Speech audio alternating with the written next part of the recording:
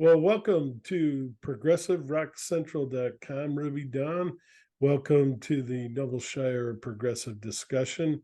They are here live from their studio, which is really cool, to discuss Beyond Tomorrow, their new album, and all things Ruby Dawn. I'm going to let them introduce themselves and then we'll get underway. And they would like to start with a song, which I'm all for because I love this album. But let's let them introduce themselves.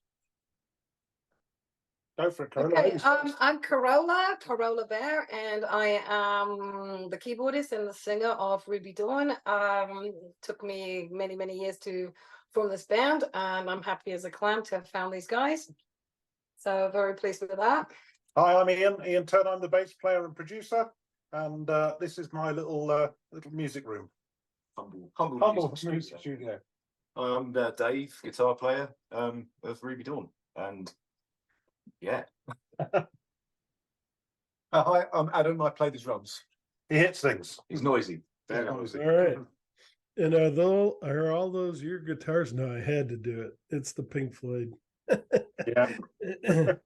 You guys remember? No, the official answer is always no. Yes, they are his. All right. Well, let's talk. Well, do you want to go ahead and play something, or Yeah, so we're going to play something off. We're going to play "Star on You" off the album. Is that all right? Might get a bit loud. I hope it doesn't distort. And we've got a camera person that's going to walk around with the camera, so we should be okay. Right. Excellent. So Thank you for doing So this. good. This is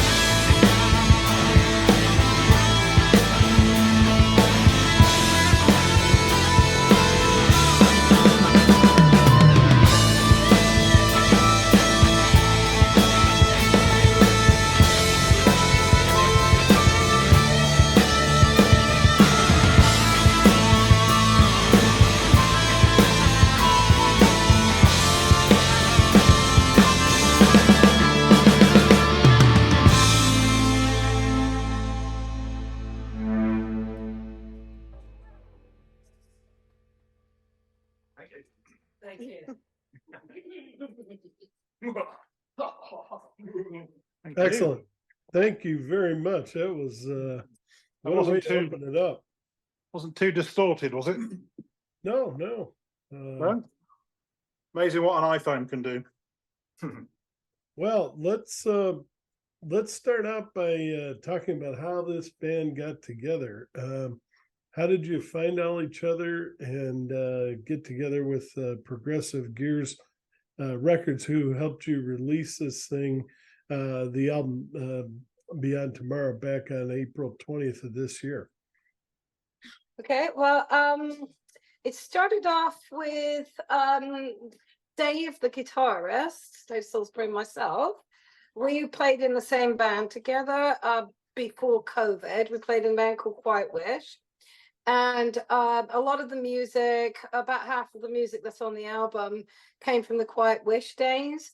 And unfortunately, the band broke up, and then COVID hit, and then it was nobody wanted to form a band during COVID or right after COVID, and I kept looking for people, and sometimes I had a bass player, sometimes I had a drummer, sometimes I had a guitar. I never had all of them at the same time, and then we came out of lockdown, went back into lockdown, came out again, and then finally, when we came out the last lockdown in England, it was in April, I think it was April the 1st, that Dave and I, we got together, and then we started forming Ruby Dawn, and we got Ian, the bass player. That really made a huge difference. We tried a few little drummers here and there. It wasn't quite gelling, but when Adam came, and he came just about a year and a half ago, it literally was just the missing piece. The whole thing just worked. It was the right chemistry and the right combination of people. And now we're definitely solid as Ruby Dawn. And we had a lot of the material already, so it was quite easy to release an album. And we have enough music for another album. Excellent. But yeah, we've got our first one out. So someone else talk. Yeah, so and I suppose we started recording about a year ago. It's about end of last year, and we probably got to gig the songs probably 4 or 5 times before we recorded them. Lots of rehearsals, and then I think this year we've done about 8 or 9 gigs as well. So you always want to go back and record them again now you've actually lived in them a bit, but we're writing new material now as well. So. Yeah, and Adam had only been with us for a month when we started recording, so he barely knew the material, and we were like a lot of pressure on him, like, come on. So he did a brilliant job with such short notice. I thrive under pressure. Yeah. Yeah. All right. So you just talked about how you got together, and then the first song there, "Save the Day," which that was the first time I've heard Corolla Bear's voice, and I compare her a lot to Anna Carolina. If you ever get a chance, Oh, I will be just you. listening. Yeah. Not just you guys, but anyone else that's listening. They were a big hit last year, and I interviewed her. The Ghost Love Chronicles. It's kind of a film noir sort of soundscape, but it's really cool. But Corolla sounds a lot like her, but it's different anyway. But back to Ruby Dawn. Ruby Dawn just really has pulled together a fantastic album, and it just took me by storm. And thanks again to, I think you guys are also with Anne, And Claire. and Claire. She really knows how to pick bands. She really does. She's turned me on to so many bands that I never even would have thought of or heard of. And thanks going out to her. Do you want to talk about some of the songs, or which usually when I first started this, I went through each song and people got kind of bored of that. So rather than doing that, what are your favorite songs? And I know it's hard to pick a favorite, but what are the ones you guys want to talk about? I mean, I maybe we picked one. I think probably my favourite is "Man, Where's Your Heart." That goes a little bit sort of almost dancey, but a massive attack groove in there as well. So and it's a great one to play live. And you know, I mean, the Dave solo and it's superb. So yeah, that one's a good fun one to play. And that's probably my favourite of the album. Adam? Oh God, I think I like Mirror. The last song, "Mirror of Your Life," is probably one of my favourites because it's very heartfelt and it's a nice way to finish the Oh, album. no, that's Dust and Fire. Oh, Dust and Fire. Sorry, no, I'm thinking of no. Hang on. Yeah, I'm getting it wrong. aren't Which I? one? It's on the album. Yeah, That's for Dust and Fire, I think, would be Is my that the favourite last because one? that's the last song. Last song. And Yeah. I think it's got something really, especially towards the end. It's got a real heartfelt feeling about it that we sort of capture something there, you know. Mm. All right, Dave? go ahead. Let Go. him. I reckon Into the Sun probably is my favourite. I've got a bit of an affinity with that one because it's an old tune, but it's always fun to play live because you've got the whole drone thing at the beginning, and people talk about, you know, the Eastern sound and the caravans in the desert and everything, and you know, it sort of evokes that sort of feeling, and then it goes into this sort of long Yes, prog epic, you know. It goes down It well is. live. It does go down well live. Yeah, yeah. When we Yeah. play that one live, that Yeah. really seems to do something for us. It's kind of fun to play because you can sort of get inside the song, you know, Mm. and let yourself go a little bit. Got to have a 12-minute song. Okay. Well, yeah, it was only 10 minutes. Yeah. Longer. Used to be 15. Well, it could be as long as we want it to be, really. Well, maybe we should do a longer version. Do re-release of it. We released a live version of that one as well. Yeah. From a gig we did in London about a year Go ago. museum. Yeah. Yeah. And I That's- saw that. Yeah, I saw that on YouTube. I think Yeah. there's a version on YouTube. Yeah. Yeah. Very good. Yeah, it kind of has that Kashmir sound to it, which, you know, I love that song. I'm a Zepp fan, and most of the world probably is in some way or another. I mean, there's at least one or two songs that everyone likes from Led Zeppelin, and that's probably one of them. But yeah, no, there's a real good feeling about it. That probably is my favorite, but they're all excellent songs. Heaven's Thank you Angels is Very another much. good. What's your favourite? What's your favourite, Carol? Can I have two? Yep. I'm going to just, it's not necessarily my favorite, but what I'm most pleased about is Save Me, because Save Me was a very, very old song that I wrote back when I used to live in San Francisco. And that came out like in 1991. And someone discovered an old cassette of my music, an old 4-track on recording. And they found it in a charity shop in Oregon, Portland, Oregon.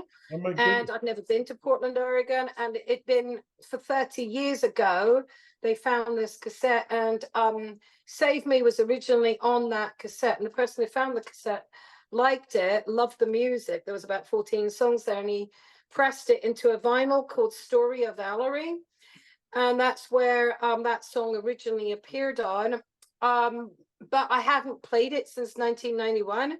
I never found the right people to play it. And I knew it was a good song, but it really became what it is. And I think it's a fantastic song. After these guys added their parts to it. So just because it took about 30 years or something for that song to make it, to be developed properly, that is one of the most special things for me on the album. The other one I like very much is Heaven's Angels, just because it's a real emotional song. And I pretty much cry every time I listen to it. It's just such a, and that's a brand new song we did when we met Adam and Ian. So when we formed as Ruby Dawn, now that's a brand new song that we did together. Yeah, that is. All right, That would be my other favourite. And Save Me gives me a chance to play distorted bass. Nice. Which is sound a bit like Jean-Jacques Brunel. So there you go. Yeah. Always going to be a good thing for a bass player. In Stonewall and Man, Where's Your Heart? You're really, it sounds like you're really dealing with somebody that has lost all emotion, and you're trying to bring them back. And Humanity. yeah, well, Wake up. humanity in general. There, yeah.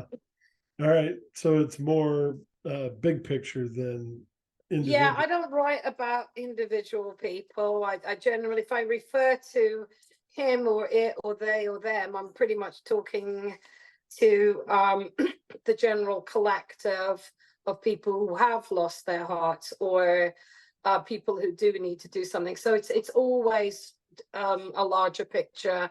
It's not to anyone in particular ever. All right. Yeah, no, very, very deep songs.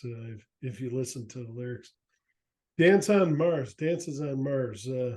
Yeah, all this talk about getting off planet, and why leave this planet? It's a beautiful planet. Well, that's my Yeah, theory. there- Well, I mean, you got paradise right here. What is this obsession with space? It's dark and it's cold and there's no waves. Yeah, and there's Yeah. no air and there's Yeah, no water. exactly. Yeah. No, I mean, I believe in space exploration too, but yeah, you're right. So much money, and now we have a sort of a astronomy war with China and some of these other Yeah. places to see who gets to all these places first. And the whole point of the 60s and that was, let's all discover it, and let's all discover it together. Well, we need to discover eventually. We absolutely, this planet will die eventually. But however, I don't think the mindset is just like, well, this place is over. Let's just go somewhere else. Like, Yeah. no, we don't. Like, stop now, preserve this. Yeah, by all means explore, but this has to be number one, because for this, we don't know about anything else. So I don't think we should just give up and just say, oh yeah, let's just go for it.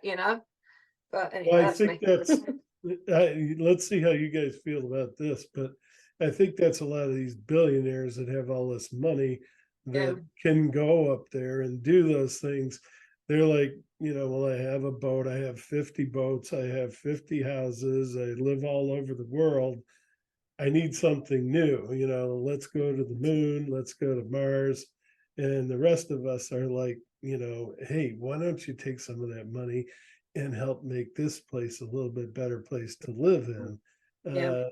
rather than, I think that's what you're saying, right? Yeah, but absolutely. Absolutely, yeah. Preserve this one first, by all means, get into the technology, but number one, we should look after this place first.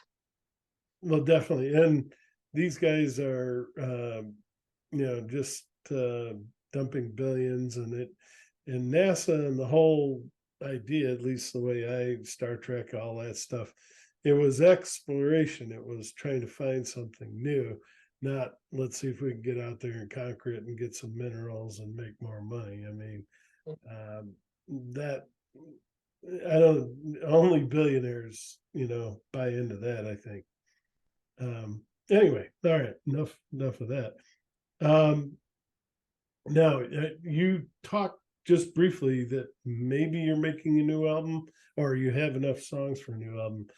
Are you working on a new album? What can you say about that? Or Well, yeah, I've actually got a real good mind for it. I have quite a lot of material. We have more than enough material for the new album. But we're trying to, the first one, Beyond Tomorrow, we sort of did it very quickly and rushed it. And I kind of really want to take more time in this next new album and really. No, we didn't rush it. It wasn't rushed, but we did it very quickly. Well, we've been rehearsing songs before we came and spoke to you today. We've been working on songs for the last 3 hours, new songs. Yeah. We played about 5 or 6 new ones today. 6. Yeah. Well, I think we'll put a single out. Yeah. First, one of them, and then probably go for a 10-track next album, not 12. Yeah. So, one of the songs that's coming out is called Alice Come Home, and you'll love this one. Again, this one is like a spacey kind of idea. I'm thinking of like Alice in Wonderland, but Alice is on Earth, and And you know how in Wonderland she meets all these really strange things. Well, there's enough strange things on this planet. So Alice is kind of walking around this planet, and then some of the lines are, you know, the rivers have gone, you can't live there anymore, Alice, come home. And more like, well, I don't know. No, I'm not going to go into No, your that. lyrics. Ben, I know. Spoiler alert, yeah. Spoiler alert, yeah. But I mean, I'm really pleased with these the new material that's coming up. Yes. Yeah. You when you said that and you talked about San Francisco earlier, you just bring out the the White Rabbit in me. No, I mean that sounded White like Rabbit. the beginnings of White Rabbit, or Well, that's the actual. That's what I want to call the album. Is White Rabbit. I've already Oh, no decided on it. kidding. You know, like because White Rabbit holds so much symbolism. yes, There's, you know, the White Rabbit is also the epitome of greed, but it's also the epitome of hope, and that, you know, that we can move these things. So that was one out. I just, like, about a week ago, 2 weeks ago, said, like, oh, what do you think of calling the new album White Rabbit? Did we tell you that, or did you just come up with the word White Rabbit? I think he's talking no, about. no, I'm a Jefferson airplane Jefferson fan. Airplane. Oh, okay.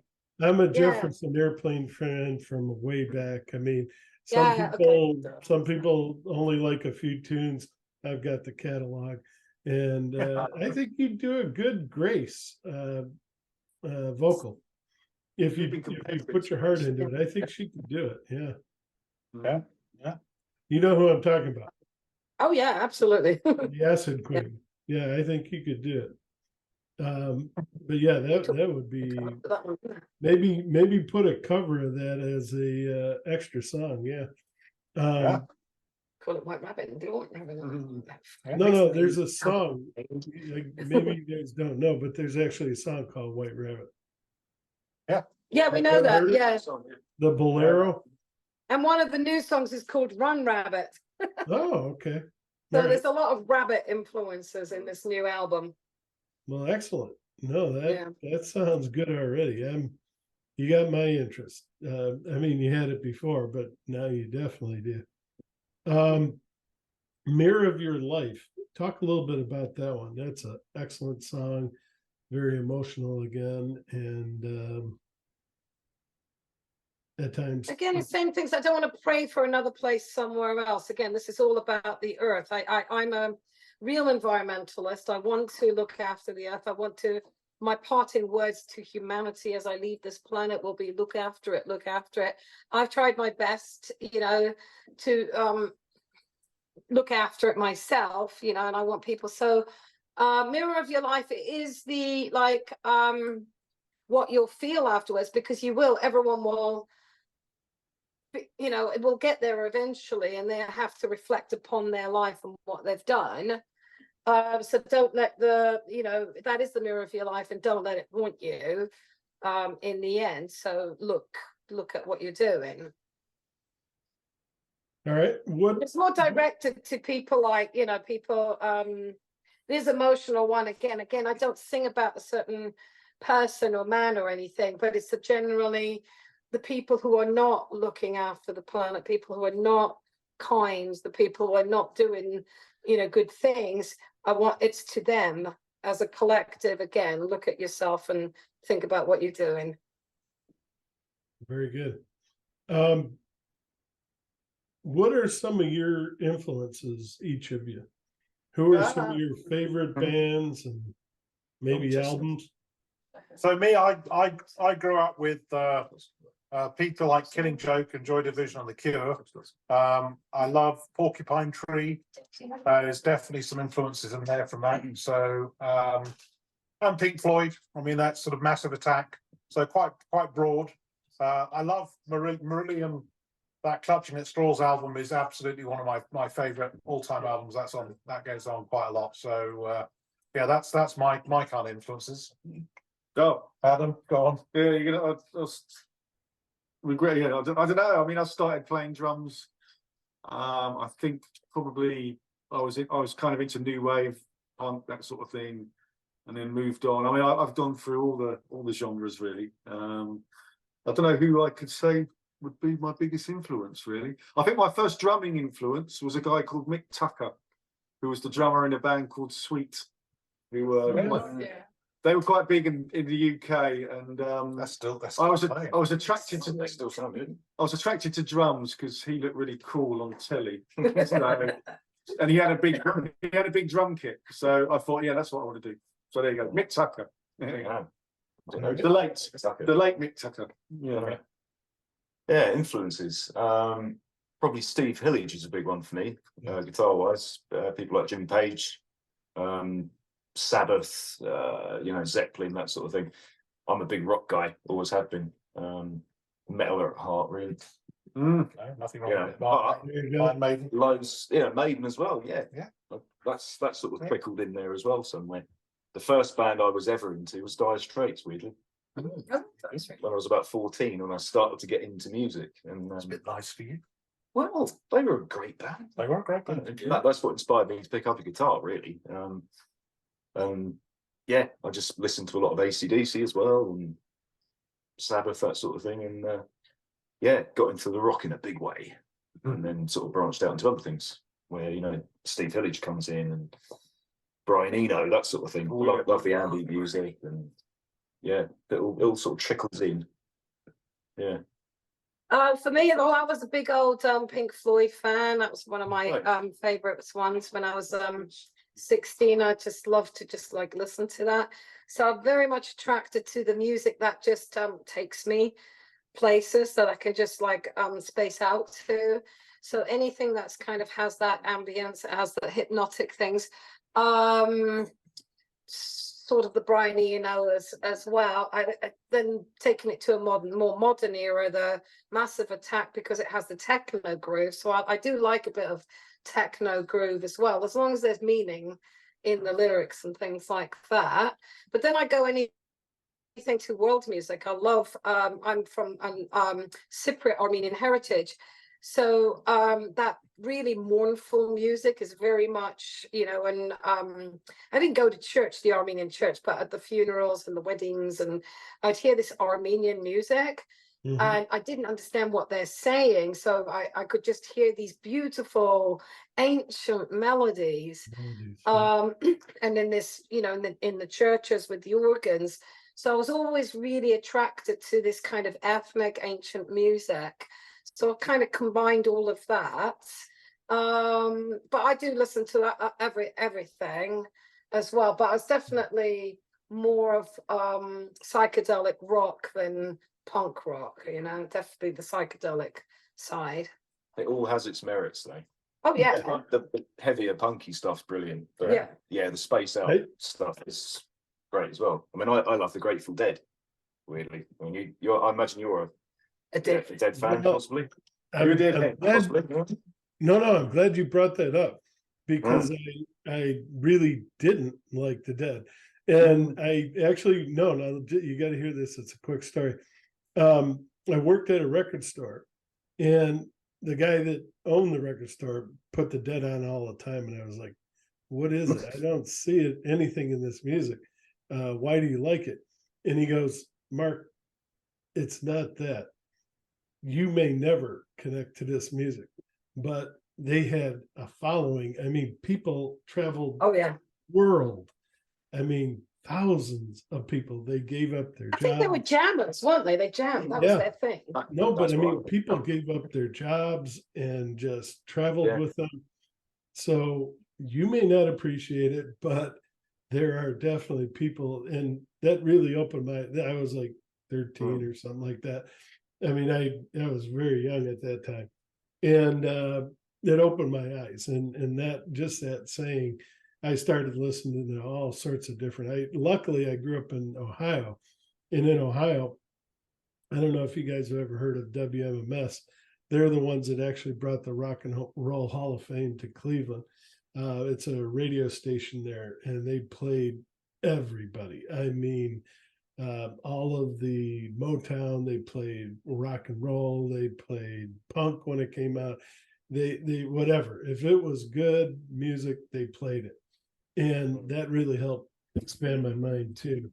And but anyone that's listening, take the words of not me, but that other guy, that record store owner that said, be open-minded and give every music a chance, because don't there's something good in everything, and there's actually a few Grateful Dead songs that I do like.